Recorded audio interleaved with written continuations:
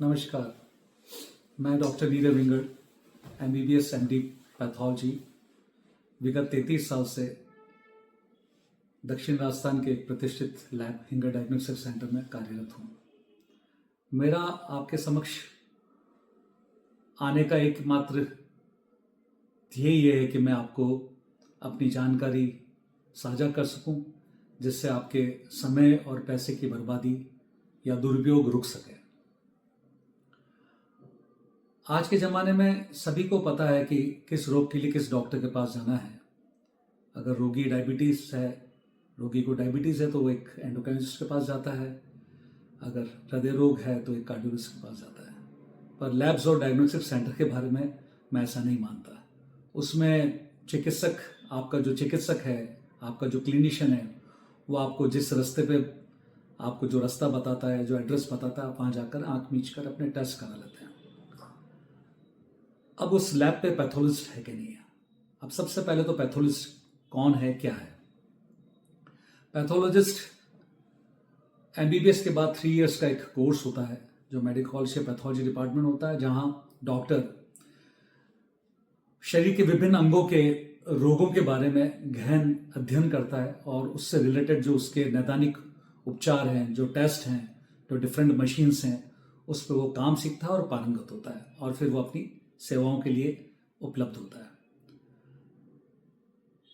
अभी न तो इतना टाइम है चिकित्सक के पास कि वो अपना क्लिनिकल सेंस यूज करके और मरीज का डायग्नोसिस करे। उसका पूरा दारोमदार रिपोर्ट्स पर होता है। रिपोर्ट से ही वो चलता है आगे कि भाई रिपोर्ट में क्या बीमारी है, तो उसका वो ट्रीटमेंट देता है। तो रिपोर्ट्स बहुत इंपॉर्टेंट है और रिपोर्ट्स के लिए एक पैथोलॉजिस्ट का होना बहुत ज़रूरी है, बहुत ही अत्यंत आवश्यक है। गांव-गांव, ढांडी-ढांडी लैब्स खुल गई है। लैब का एक बहुत बड़ा बिजनेस डेवलप हो गया है, क्योंकि आसानी से एक अदृश्य समझौता होता है चिकित्सक और लैब्स के मालिकों के बीच में। तो उस समझौते के तहत मरीज वहाँ भेजा जाता है और उसकी जांच हो जाती है। अब आप अपनी रिपोर्ट्स पर देखेंगे तो पाएंगे कि किसी रिपोर्ट पर मेडिकल ऑफिसर के साइन है, किसी पे पैथोलॉजिस्ट साइन है, लेकिन वो पैथोलॉजिस्ट उस लैब में अवेलेबल नहीं है। आप पता करेंगे तो एक पैथोलॉजिस्ट 3-3, 4-4 लैब पर साइन कर रहा है, डिजिटल साइन हो रहे हैं। और वास्तव में जब जानकारी आप प्राप्त करेंगे तो पता पड़ेगा कि वो पैथोलॉजिस्ट तो किसी मेडिकल कॉलेज में कार्यरत है, वहाँ से 3-4 बजे छूटता है और फिर उस लैब पे आता है या नहीं आता है, पर उसके साइन अवेलेबल हो जाते हैं। या वो आ भी रहा है तो 1 घंटा सुबह आ गया, 1 घंटा शाम को आ गया। तो जो आपके टेस्ट हैं वो कौन कर रहा है? तो साधारणतः वो टेस्ट आपका एक टेक्नीशियन कर रहा है।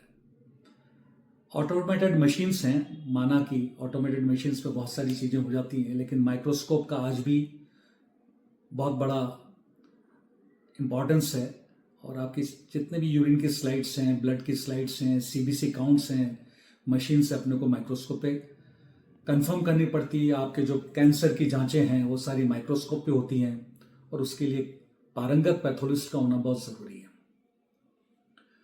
अगर पैथोलॉजिस्ट अच्छा होगा तो डायग्नोसिस अच्छा होगा, डायग्नोसिस अच्छा होगा तो आपका ट्रीटमेंट अच्छा होगा, ट्रीटमेंट अच्छा होगा तो आपकी जान बचेगी, आप ठीक होंगे।